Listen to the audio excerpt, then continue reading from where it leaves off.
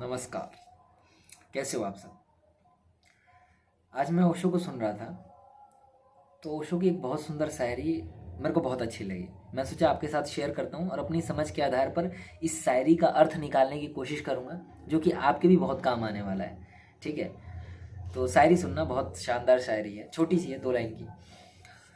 कौन किसी और की खातिर रोता है ऐ मेरे दोस्त, कौन किसी और की खातिर रोता है ऐ मेरे दोस्त, सबको अपनी ही बात पर रोना आया।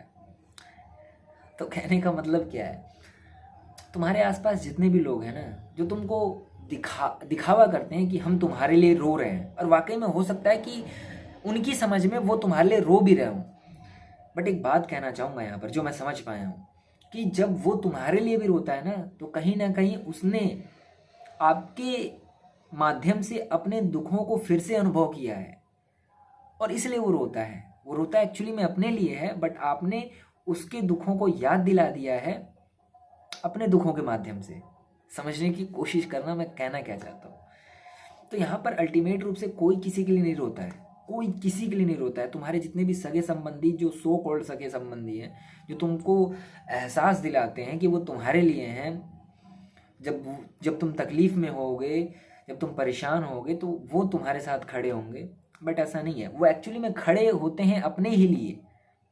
वो जानते हैं कि अगर वो कल को तुम्हारे लिए खड़े नहीं होंगे, तो कल को तुम उनके लिए नहीं खड़े होगे। तो अल्टीमेट रूप से वो अपने लिए ही खड़े हैं। वो तुमको इज्जत देते हैं ताकि कल को तुम भी उनको इज्जत दे सको। वो इसलिए इज्जत नहीं देते हैं क्योंकि तुम्हारे प्रति उनको बड़ा प्रेम उभर आया हो, या फिर भीतर से ही वो इतने ज़्यादा शानदार इंसान है कि वो सबको प्रेम बांटते हैं। नहीं, वो प्रेम इसलिए बांटते हैं ताकि सामने वाले से उन्हें प्रेम मिल सके। और ठीक पति पत्नी के रिलेशन में भी यही होता है, चाहे वो दुख हो, चाहे वो प्रेम हो, चाहे वो ज़रूरतें हों, चाहे वो जिम्मेदारियां हों। आदमी इसलिए निभाता है क्योंकि कल को उनका बच्चा बड़ा होकर के अपनी जिम्मेदारियों को निभा सके। इसलिए वो अपने बच्चों की जिम्मेदारियों को निभाते हैं, क्योंकि अल्टीमेट रूप से वो अपनी ही जिम्मेदारियों को निभा रहे हैं। ठीक है, तो कहने का मतलब यह है कि यहाँ पर कोई किसी के लिए नहीं रोता है। लोग अपनी जिम्मेदारियों को भी इसलिए निभाते हैं ताकि कल को वो दूसरों को ये एहसास दिला सकें कि देखो, मैंने अपनी जिम्मेदारियां अच्छे से निभाई हैं। तो जब मैं अपंग हो जाऊं, जब मेरी इंद्रियां काम करना बंद कर दें, मैं बीमार हो जाऊं, जब मैं बूढ़ा हो जाऊं, तो तुम अपनी जिम्मेदारियों को निभाना। अल्टीमेट रूप से वो अपने स्वार्थ के लिए ही अपनी जिम्मेदारियों को निभा रहे, मैं ये कहना चाहता हूँ। आप समझने की कोशिश करना। तो यहाँ पर ब्रो कोई किसी का नहीं है, सब अपने लिए रोते हैं। बस शर्ते आपके माध्यम से वो अपने दुखों को याद कर लेते हैं, अपनी ज़रूरतों को याद कर लेते हैं, तो आपकी ज़रूरतें वो पूरी कर देते हैं।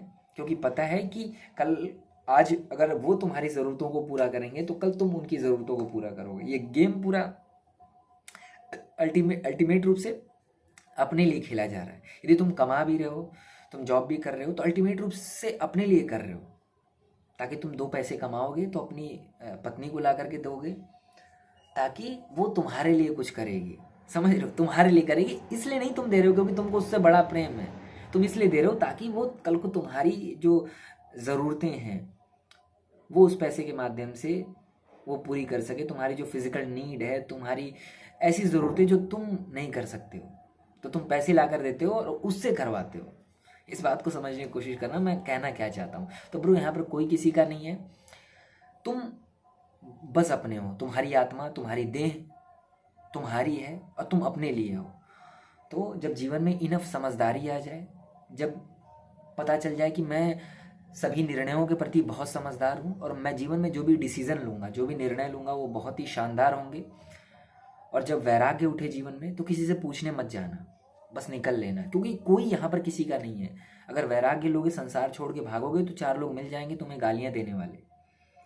अगर तुमने उन लोगों की बात सुनी और उन गालियों में फंस गए, तो तुम अपना जीवन बर्बाद कर दोगे। क्योंकि जीवन में वैराग्य पैदा होना ब्रो बहुत किस्मत की बात होती है। हर किसी के जीवन में वैराग्य नहीं आ जाता है। हर कोई सत्य के लिए व्याकुल नहीं हो जाता है। हर कोई मुमुक्षु नहीं हो जाता है कि अब संसार में मन नहीं लग रहा है। हर किसी को संसार से असंतुष्टि नहीं होती है। संसार इतना रुचिकर लगता है ना कि बहुत मज़ा आता है। कभी ये सब्जी बना ली, कभी वो सब्जी बना ली, तो आज ये घर तो कल वो घर, कल ये पत्नी तो कल वो गर्लफ्रेंड, कल ये टीवी तो कल वो टीवी, तो ऐसे चलता रहता है ये। तो एक बार और, कौन किसी और के खातिर रोता है ऐ मेरे दोस्त, सबको अपनी ही बात पर रोना आया। समझने की कोशिश करना मैंने कहा क्या और मैं कहना क्या चाहता था। ठीक है, चलिए, जय श्री राम, जय श्री राधे।